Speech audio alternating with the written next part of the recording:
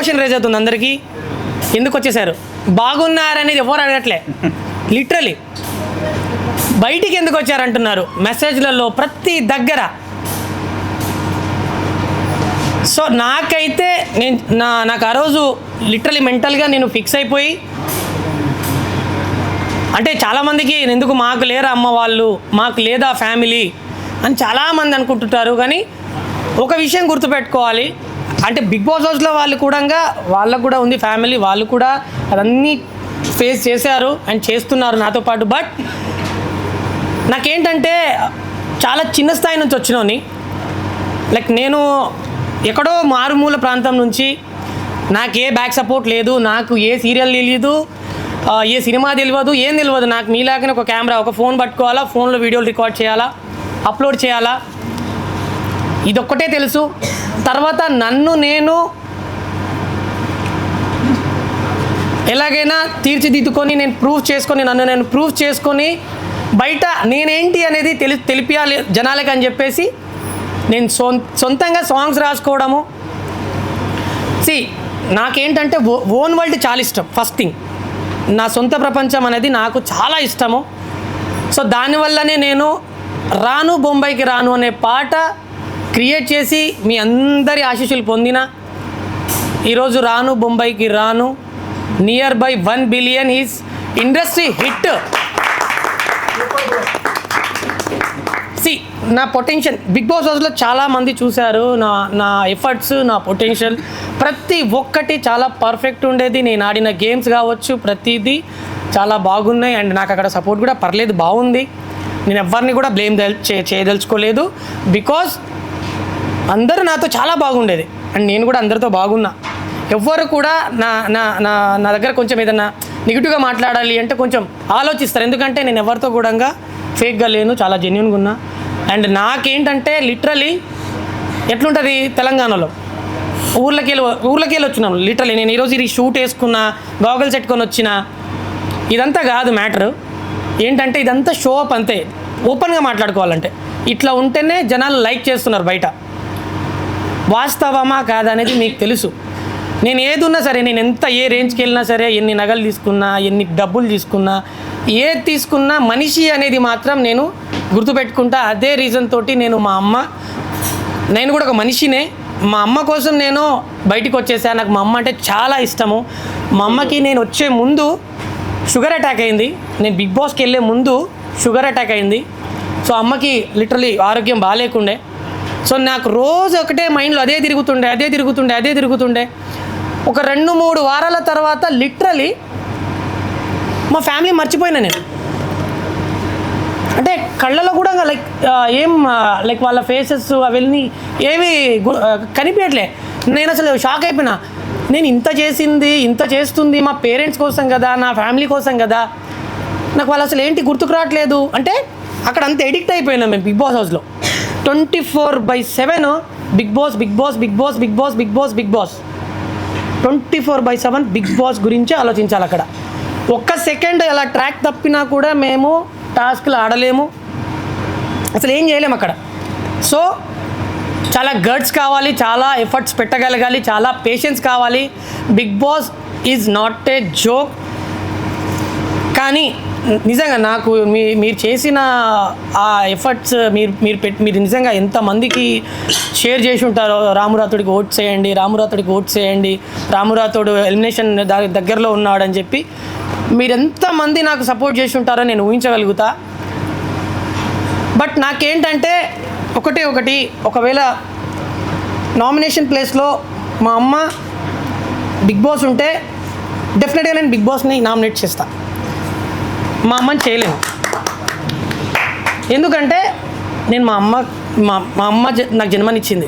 And ఏంటంటే నిజంగా literally bro, మా అమ్మకి ఆరోగ్యం బాగాలేదు. నేను అదే ఆలోచిస్తూ నిద్ర లేకపోయేది. ఏం చేస్తుందో, నా గురించి ఎంత ఆలోచిస్తుందో, అసలు ఏంటో. అదే ఆ మూలంగానే నా సాంగ్ కూడా పాడిన. తిన్నా తీరం పడతలే, కూసున్నా తీరం పడతలే అనే సాంగ్ లిటరలీ నాకు సార్, మీరు బాగా గమనించినట్లయితే సార్ క్వశ్చన్ అడిగినప్పుడు నేనేం మాట్లాడకపోయేది, అసలు ఏం సమాధానం చెప్పకపోయేది. ఎందుకంటే నాకు మాటలు రావు, లిటరలీ భయం నాకు. నా భావం ఎట్లా వ్యక్తం చేసుకోవాలి సార్కి, నేను ఎట్లా చెప్పాలి నా బాధ. సో ఆ విషయంలో నేను సార్కి చెప్పా, తిన్నా తీరం బడుతలే, కూసున్నా తీరం బడుతలే, ఏడున్నా తీరం బడుతలే, ఎవలున్నా తీరం బడుతలే, బాధైతోందే నీ ఆదిలో మనసంతా, మస్తు బరువైతోందే అమ్మ యాదిలో మనసంతా. సో బ్రో ఒకటే చెప్తున్నా, మన పేరెంట్స్ కంటే ఎక్కువ ఏది కాదు. రేపటి నాడు మనము చనిపోయిన తర్వాత మనల్ని మన దగ్గరకి వచ్చి మన పాడ మోసేది మన ఫ్యామిలీ, మన కథ, మనల్ని పుట్టించిన వాళ్ళు. మనం ఎంత ప్రొఫెషనల్, ఎంత బిజీగా ఉన్నా, ఎంత ఇది ఉన్నా కూడా end of the day family important అని చెప్పేసి నేను నమ్ముతా. సో నాకైతే అక్కడ నేను వచ్చేసిన మెయిన్ రీజన్ అయితే అదే. చాలామంది అనుకుంటున్నారు ఆయన ఎందుకు వచ్చేసిండు అని చెప్పేసి అక్కడ ఏదో అట్లా జరిగింది అనుకుంటున్నారు చాలామంది డౌట్ అది. కానీ ఆ డౌట్ అయితే నేను ఈరోజు క్లియర్ చేస్తున్నా. అక్కడ ఎలాంటి స్క్రిప్ట్ లేదు, ఎలాంటి ఎవరి ప్రభావం అయితే నా మీద ఎవరిది అయితే ఏం లేదు. నా ఓన్గా నేనే బయటకు వచ్చిన. సో దానికోసం నేను ప్రతి ఒక్కరికి సారీ చెప్తున్నా. బికాస్ మీరు చాలా చాలా చాలా చాలా చాలా సపోర్ట్ చేశారు. So end of the day sir కూడా నాతో ఆఫ్ కెమెరాలో అండ్ తర్వాత సార్ కూడా చాలాసార్లు నాతో మాట్లాడారు. నాకు సార్ కూడా నో ఇష్యూ రాము, నీకు ఎప్పుడైతే అలా అనిపిస్తుందో అలా నువ్వు అసలు టెన్షన్ పడకు, నువ్వు హ్యాపీగా వెళ్ళొచ్చు అని చెప్పారు. సో నాకు కూడా చాలా హ్యాపీగా అనిపించింది. వాళ్ళ సపోర్ట్ కూడా చాలా బాగుండే, బీబీ టీమ్ సపోర్ట్ కూడా చాలా బాగుండే. ప్రతి ఒక్కరు మస్తు సపోర్ట్ చేసిర్రు. అండ్ కట్ చేస్తే నేను బయటికి వచ్చిన తర్వాత మా అమ్మని కలిసిన. అసలు ఫస్ట్ నేను వచ్చిన తర్వాత బయటికి వచ్చిన తర్వాత డైరెక్ట్ నేను మా అమ్మ దగ్గరికి వెళ్ళిన. చాలామంది మా ఇంటరాక్ట్ ఎలా లైక్ మా మమ్మీని ఇన్ని రోజుల తర్వాత చూస్తున్నా, ఎలా ఉంటుందో ఆ ఫీలింగ్ ఏంటి అని అవన్నీ వీడియో తీసి పోస్ట్ చేయడం అవన్నీ చేయొచ్చు. కానీ నా ఎమోషన్ని నేను బయట చూపించలేను. బికాజ్ అది నా ఎమోషన్ ఏదున్నా ఏమున్నా అది మా అమ్మకు మాత్రమే సొంతం. So thank you so much మీ అందరికీ కూడా. ఈ సందర్భంగా నేను ఏం చెప్తున్నాను అంటే ప్లీజ్ అర్థం చేసుకుంటారని చెప్పేసి మళ్ళొక్కసారి నేను మిమ్మల్ని అందరినీ రిక్వెస్ట్ చేస్తున్నా.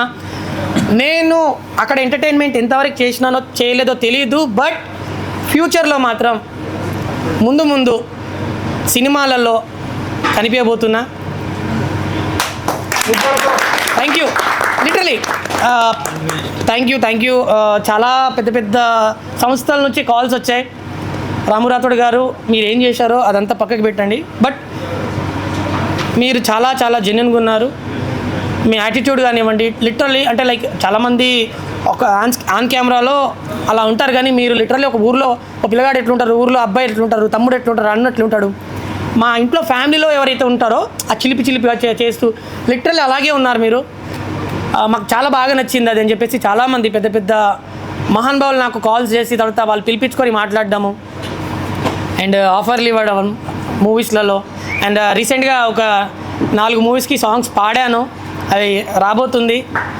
సో నెక్స్ట్ మీకు థియేటర్లో గెస్ట్ అపీరెన్స్లో నేను పెద్ద మూవీకి నేను ఒక గెస్ట్కి వెళ్ళాను. సో అదైతే చాలా సంతోషము, చాలా పెద్ద బ్యానర్ అది. సో రాబోతుంది. సో మీ అందరి సపోర్ట్ ఖచ్చితంగా నాకు కావాల్సిందే, ఎందుకంటే మీరు లేనిది నేను లేను. ఒకప్పుడు సొమ్మసిల్లిపోతున్నాం అనే సాంగ్ వచ్చిన తర్వాత ఇలాగే చాలామంది ఇంటర్వ్యూలు చేశారు. ఎలా సార్ మీకు ఆ సాంగ్ ఎలా తట్టింది అది ఇది అని చెప్పేసి క్వశ్చన్స్ చేసి నా యొక్క ఉనికిని ప్రతి ఒక్కరికి మీరు తెలియజేయడం జరిగింది, తెలిపారు. సో దానికి చాలా థ్యాంక్ యూ, ఎందుకంటే అది చాలా వైరల్ అయింది. సో దాని తర్వాత రాము రాథోడ్ ఎవరో బయటికి వచ్చిన, దాని తర్వాత ఫోక్ ట్రెండింగ్ నడుస్తుంది కంప్లీట్గా, ఫోక్ ఫ్లో నడుస్తుంది. ఆ టైంలో బ్రదర్ అనొద్దు, ఇంకా లైక్ మా మా మా అమ్మకి పెద్ద కొడుకిన వల్లి గారు రాను బొంబాయికి రాను సాంగ్ నేను ఒక 4 సాంగ్స్ వినిపించినప్పుడు మా సాంగ్ ప్రొడ్యూసరు రాను బొంబాయికి రాను సాంగ్ విని లిటరలీ బ్రో ఇది సాంగ్ ఇది చేస్తున్నాం మనం, ఇది ఆయన హోప్ ఇచ్చిండు 100 మిలియన్లు కొడతామని చెప్పిండు. ఫస్ట్ ఆ సాంగ్ నేను నార్మల్గా పాడి వినిపిస్తే, నేను చెప్పడం కంటే ఆయన చెప్పడం బెటర్ కదా అసలు ఏం జరిగిందో. రాను బొంబాయి రాను సాంగ్ ఎలా పుట్టిందనే దాని గురించి చాలా అంటే దీనికి ముందు ఇంకో సాంగ్ చేద్దాం అనుకున్నాం. ఒక జర్నీ నడుస్తుంది. ఒకరోజు ఇలాగే మామూలు క్యాజువల్గా టీ తాగుతూ ఇద్దరం ఒకరోజు మాట్లాడుకుంటున్నాం మామూలుగా.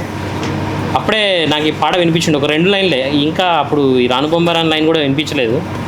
అద్దాల మేడలు ఉన్నాయి, మేడల్లో చీరలు ఉన్నాయి, చీరల్లో రైకలు ఉన్నాయి, ఒక 4 లైన్లు మాత్రం వినిపించిండు. అప్పుడే అనిపించింది గట్ ఫీలింగ్ ఎక్స్ట్రా